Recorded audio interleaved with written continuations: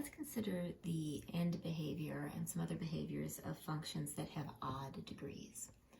The first polynomial function with odd degree that we studied was the f of x equals x cubed function. So it has this general shape that we come to expect. Now, if we have a negative x cubed, then that is causing a reflection about the x-axis, and that is going to change what we call the end behavior of our graph. So for a positive x cubed, we expect the graph to fall as it goes to the left and rise as it goes to the right. When we have that reflection caused by a negative leading coefficient, then the end behavior changes, and here we expect the end behavior to rise as it goes to the left and fall as it goes to the right.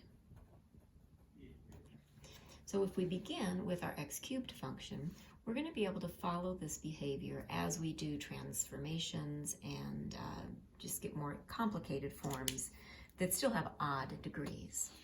So let's consider these functions here. I've given both the factored form and then the simplified form. You go ahead and distribute and multiply through, and these are just equivalent forms of that same function. In the simplified form, we can see its leading coefficient here is a positive 1, and there's our degree 3. So with a positive leading coefficient and degree 3, the end behavior of this graph is still following the same end behavior we saw in our x cubed graph. So it is falling to the left and rising to the right. We have done some more transformations on this graph, so it does have different things happening between those ends, but still that same end behavior. Now, if we take that same function, but instead of a positive x, we make it negative x times the x squared minus 2, then that negative causes a reflection about the x-axis. So here is a different function where we have done that reflection. And you see that the end behavior has done the same thing that just a basic negative x cubed would be, in that as it goes to the left, it rises, and as it goes to the right, it falls. Now, for both of these, we can also observe the zeros of the function. So for our x times x minus 2, 1 0 comes from this factor here, and that's positive 2. So we can see that shows up as an x-intercept on our graph. And then we also have a factor of just x. Now you could consider that x minus 0 if we wanted to be explicit there. So this shows us that the 0 that comes from this factor is right here. The x-intercept is right here at x equals 0. Now both of these forms have that same pattern, where we had a 0 at positive 2, and we had a 0 of the function, or an x-intercept, at 0. And we can notice the same behavior we saw with our earlier multiplicity of these zeros. This x minus 2 factor occurs twice. Since it occurs an even number of times, at that 0 of positive 2, at that x-intercept of positive 2, we expect our graph to have a bounce. Okay? It does not go through the x-axis. It touches and turns at that x-axis. Now, the 0, or the x-intercept that we got from this factor right here, that only has multiplicity 1. It only occurs as one factor. And so at x equals 0, we expect our graph to just go through that x-axis.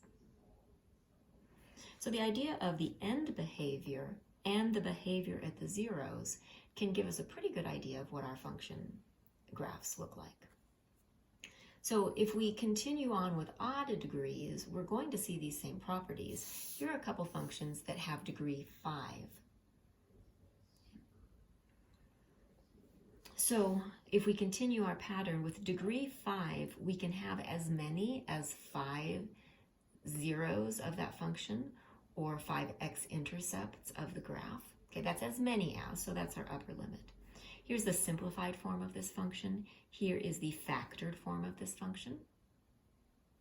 Let's start with observing the end behavior. Since it has an odd degree and a positive leading coefficient, the ends are going to do the same thing as our f of x equals x cubed graph.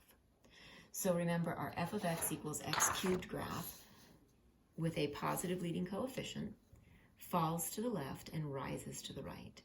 And that's the same behavior we see in this graph. Okay? Different things are happening in between, and that's because of these other terms affecting the behavior of the function. But on the ends, we know it is going to fall and rise. We can observe if we take that same function, but I put a negative in front. Okay, here that negative has been distributed all the way through. Here in the factored form, we have the negative. Then it causes the end behavior in the whole graph to have that reflection about the x-axis. So with a negative leading coefficient and an odd degree, we expect the graph to rise to the left and fall to the right. We can also observe the behavior at the zeros. So looking at the factored form, I can see that this graph is going to have x-intercepts at x equals 0, at x equals -1, at x equals -2, and at x equals -3. So here is the intercept at x is 0, at x is -1, at x is -2, and at x is -3. So the factors show us the zeros of the function, and if they're real, those are x-intercepts of our graph. And we can see the same bouncing behavior happen when we have a factor with even multiplicity. So squared, or to the 4th power, to the 6th power, or so on. Then at that x-intercept, our graph is going to do a bounce or a touch and turn. So when x is 0, we go right through the x-axis. But when x is -1, we meet the x-axis and then turn around. Okay? So that's the behavior we're going to see whenever we have even multiplicity of a factor. If we go on, this factor only occurs once. Its multiplicity being just 1 means at that x-intercept the graph goes through. And the same here, the x plus 3 factor only occurs once, and so the graph just goes through. So again, paying attention to the degree and the positivity or negativity of the leading coefficient, that tells us the end behavior of our graph. And then the multiplicity of the factors, or the multiplicity of the zeros, tells us the behavior at those x-intercepts.